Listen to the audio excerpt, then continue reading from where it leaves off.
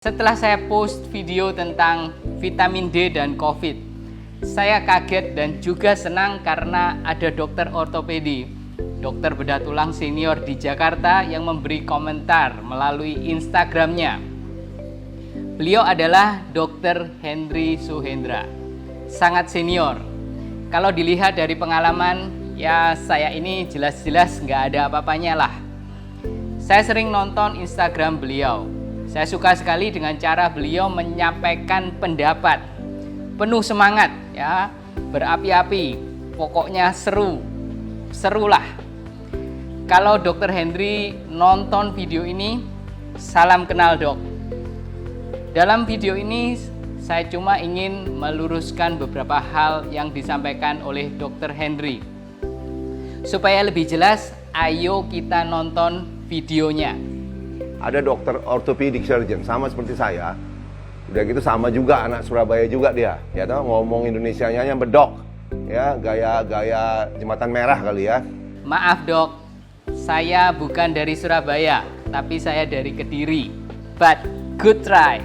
Oke, lanjut. Jadi tapi dia di Singapura, ya, saya di Jakarta. Tapi saya jauh lebih tua dari anak muda inilah, ya.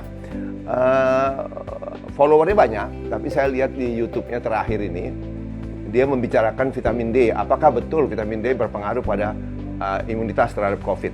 Dan di dalam videonya itu dia membacakan beberapa jurnal yang bertentangan sebenarnya. Ada yang bilang oke, pengaruh, ada yang tidak. Tapi pada kesimpulannya, akhirnya dia sepertinya yang saya tangkap, dia meragukan bahwa vitamin D itu sebenarnya tidak banyak pengaruhnya terhadap imunitas vitamin D. Betul sekali. Jadi memang ada penelitian yang menunjukkan efek perlindungan vitamin D terhadap COVID-19, ada juga yang tidak. Tapi secara keseluruhan, tidak ada kesimpulan yang konklusif sampai sekarang ini. By the way, saya juga pernah buat video di TikTok tentang vitamin D berguna pada masa pandemi. Kira-kira bulan lalu atau kalau nggak salah bulan Mei, saya nggak ingat. Video ini sangat populer, tapi kali ini saya ingin meralat kontennya dengan statement saya yang terbaru, yang saya sebutkan tadi. Oke, lanjut. Nah, saya mau ambil contoh. Di situ dia menyebutkan tulisan David Meltzer dari Chicago. Itu si David Meltzer ini jelas mengatakan itu sangat berguna. Ya, dengan vitamin D yang rendah, Anda kemungkinan besar beberapa kali lipat lebih mudah kena COVID-19. Maaf dok, mungkin salah kutip. Yang saya katakan sebenarnya sama loh. For the benefit of the doubt, saya akan putarkan kembali video saya yang sebelumnya. Kemudian David Meltzer meneliti 4.638 orang di Chicago, Amerika Serikat. Hasilnya dipublikasikan di JAMA Network Open Maret lalu. Ini jurnal yang bagus juga. Ditemukan bahwa risiko tes COVID positif 2,65 kali lebih besar untuk orang kulit hitam dengan kadar vitamin D rendah daripada mereka yang kadar vitamin D-nya normal. Jadi sama kan ya dok? So far we are on the same boat. Oke, lanjut. Nah, yang kedua adalah Rachel Neal. Ini yang mau saya tanggapi. Rachel Neal ini dari Brisbane. Dimuat di Lancet. Ini jurnal, medical journal yang bergengsi ya. Bulan Januari 2021, dia mengadakan penelitian pada 21.000 orang di Brisbane ya, Australia. Kemudian dengan dikatakan dengan vitamin D dosis tinggi, diteliti selama 5 tahun, kemudian disimpulkan tidak banyak gunanya. Ini membuat saya geli, saya tertawa, terbahak-bahak lah. Aduh dok, kok ngutipnya salah melulu? Mungkin vitamin D-nya kurang. Yang saya katakan adalah kutipan dari Rachel Neal. Beliau berkata bahwa ada perlindungan terhadap penyakit jantung, kanker, patah tulang, dan kematian bagi yang mengkonsumsi vitamin D. 60.000 unit per bulan. Jadi saya tidak pernah mengatakan vitamin D ini tidak berguna loh. Tapi disimpulkan vitamin D tidak mengurangi risiko infeksi saluran pernafasan akut. Beliau tidak berbicara tentang COVID specifically. Oke, lanjut. Jadi jurnal kayak begini mesti jelas. Ini cacat, udah cacat. Kenapa? Sekarang gini saya bilang ya. Dia bilang vitamin D yang digunakan adalah dosis tinggi. Begitu saya lihat ternyata yang digunakan adalah vitamin D3 yang vitamin D3 tapi dosisnya 60.000, tapi dipakai sebulan sekali. Bayangkan, sebulan sekali. Ya, 60.000 sebulan sekali itu berarti setiap hari cuma 2.000. Are you kidding me? Are you making a joke? Oke, saya rasa memperdebatkan apakah vitamin D 60.000 unit per bulan atau 2.000 unit per hari adalah vitamin D dosis tinggi atau bukan, ini tidak berguna. Karena ini adalah masalah definisi. Lebih baik kita cari apa definisinya dari vitamin D dosis tinggi. Saya sudah cari di literatur medis, tapi saya tidak mendapatkan definisi dosis berapa yang dianggap vitamin D dosis tinggi. Saya tidak menemukannya. Tapi kalau Dr. Henry ada referensinya, boleh di-share di sini atau share di Instagramnya. Kalau Rachel Neal menganggap 60.000 unit per bulan adalah dosis tinggi, ya saya rasa ini wajar. Kenapa saya anggap ini wajar? Karena dalam artikel di JAMA disebutkan the recommended dietary allowance for vitamin D adalah 600 unit per hari untuk orang dewasa di bawah 70 tahun dan 800 unit per hari untuk mereka yang berusia 70 tahun ke atas. Jadi cuma 600 dan 800 unit. Gak terlalu tinggi kan? Terus the tolerable upper limitnya atau ambang batas atas adalah 4.000 unit per hari. Terus di atas ini disebutkan bahwa risiko toxicity meningkat atau keracunan. Jadi kalau 2000 unit per hari dianggap high dose, ini saya rasa wajar. Karena 2000 adalah 3-4 kali lipat the recommended dietary allowance. Anyway, there is no formal definition of high dose vitamin D. Tapi yang dipermasalahkan oleh Dr. Henry adalah 2000 unit per hari itu terlalu kecil untuk menunjukkan efek perlindungan. Ini akan saya bahas lebih lanjut ya di video ini. Karena Vitamin D Council USA udah bilang dosis vitamin D terkecil itu adalah 5.000 ya. Kalau 2.000 Anda bercanda ya. Saya penasaran dengan Vitamin D Council USA. Dan kutipan dosis vitamin D terkecil adalah 5.000 unit. Ya, saya penasaran. Oke, saya cari di Google tentang Vitamin D Council USA. Yang saya temukan adalah website yang sudah tidak aktif. Websitenya seperti ini. Kalian bisa lihat sendiri. Dan di situ ada pilihan vitamin D3 5.000 IU. Saya klik, ternyata juga tidak ada informasinya. Terus ada juga Facebook, followernya hampir 52.000. Tapi postingan terakhir dibuat tanggal 5 Mei 2019, 2 tahun yang lalu. Mungkin Facebooknya juga sudah tidak aktif. Terus ada juga Twitter account, followernya hampir 19.000. Tweet terakhir tanggal 19 Januari lalu. Tweetnya adalah vitamin D dan COVID-19, hashtag COVID-19. Tidak ada informasi lebih lanjut. Gak tahu nge-tweet ini maksudnya apa. Pokoknya Twitternya ini tidak informatif sama sekali. Tapi bisa saja websitenya sudah diganti atau saya tidak menemukannya. Kalau Dr. Henry tahu website dari Vitamin D Council USA, mungkin bisa di-share dong. Kenapa 5.000 sampai 10.000? Karena itu baru bisa mencapai target. Kita ini bukan minum-minum dosis berapa, nggak penting. Yang penting dalam darahnya hasil akhirnya berapa. Kalau kita mencapai target yaitu 100 sampai 140, 150, itu baru optimal, baru Anda bisa berperang melawan COVID-19. Kalau Anda pakai dosis 2000 per hari, Anda ngomong apa gitu loh, ya. Walaupun dia di jurnal yang bergengsi, tapi cara percobaannya nggak betul dong pakai itu. Karena vitamin D ada 2 unit yang berbeda, nanogram per mililiter atau nanomol per liter.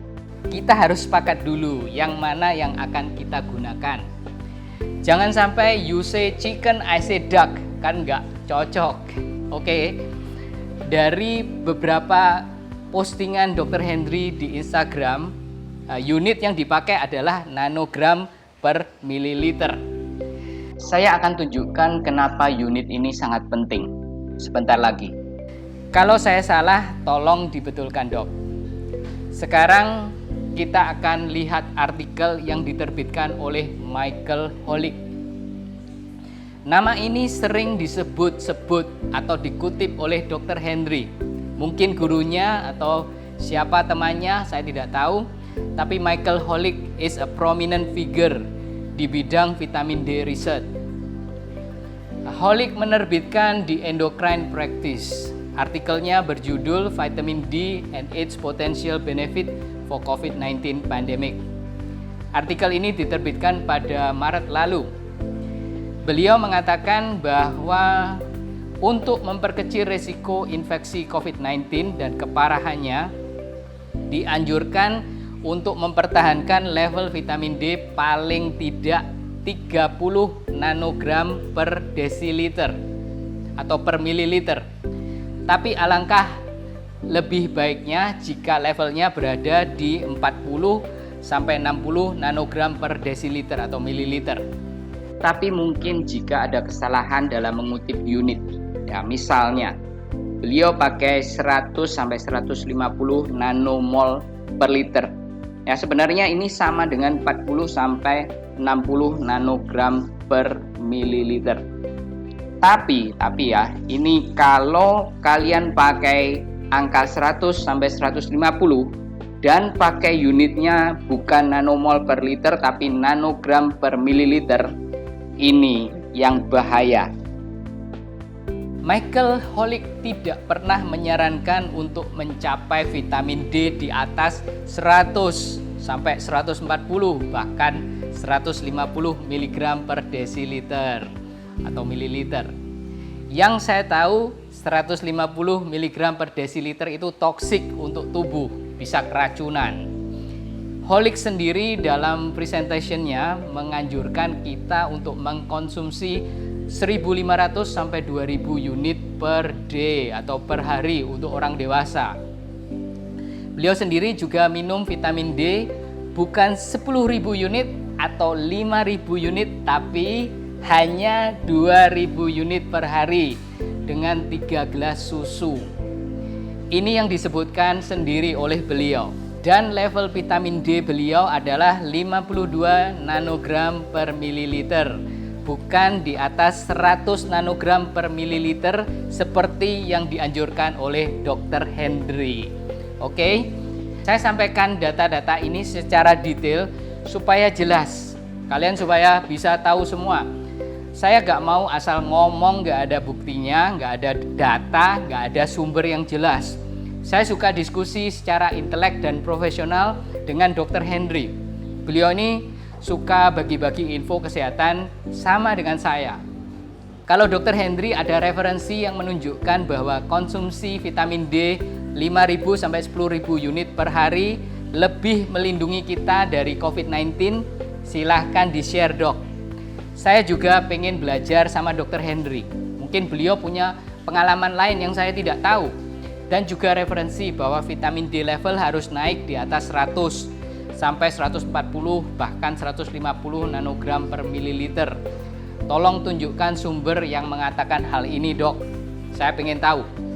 Tapi harap dimengerti bahwa memang kalangan medis di dunia ini terbagi dua lah. Yang pro vitamin D dan yang anti vitamin D. Kalau Anda mengerti, yang anti vitamin D itu selalu membuat publikasi yang menjelek-jelekkan vitamin D. Bahwa vitamin D tidak ada gunanya. Saya bukan pro atau anti vitamin D. Saya tidak pernah menjelek-jelekkan vitamin D. Saya sendiri rutin pakai vitamin D untuk mengobati pasien-pasien saya yang menderita vitamin D defisiensi. Saya tidak pro dan tidak anti. Di klinik saya paling tua. Saya 67 tahun, hampir 67 tahun. Kemudian perawat saya 3 orang, tumbang, positif, bergantian. Tapi saya tetap tidak ada terganggu. Kenapa? Vitamin D saya tinggi.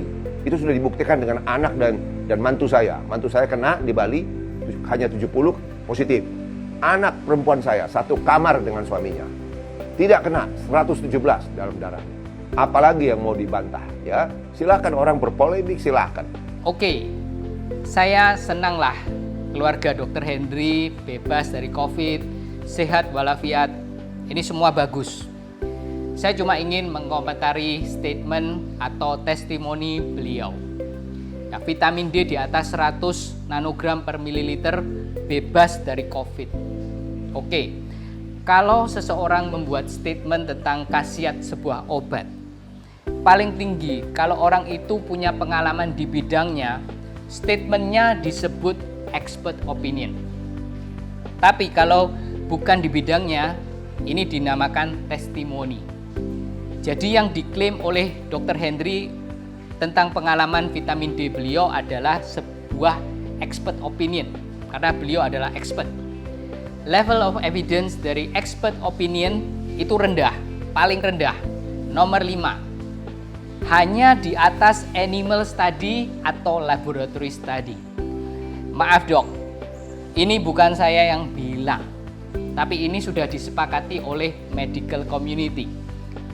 Ya, saya rasa kita harus lebih percaya terhadap evidence yang lebih solid, yang level evidence-nya lebih tinggi, yang nomor 1 lah. Yang saya cari adalah kebenaran yang disupport oleh penelitian medis yang berkualitas. Bukan sekedar kata si ini atau kata si itu. Seperti Michael Holick menanti hasil dari uji klinis randomized control trials dari vitamin D. Saya pun juga menunggu hasilnya. Tapi untuk saat ini tidak ada evidence yang kuat yang mendukung statement bahwa vitamin D dapat melindungi kita semua dari COVID-19. Sekali lagi, perlindungan terbesar terhadap COVID-19 kita dapatkan dari vaksin dan mentaati protokol kesehatan. Semoga informasi ini berguna bagi kalian semuanya. Salam kenal Dr. Hendry sekali lagi. Salam sehat, stay safe di masa pandemi. Jangan lupa subscribe, like, komen, dan share video ini. Terima kasih sudah mendengarkan. Saya Dr. Tony Setiobudi. See you again next time and bye for now.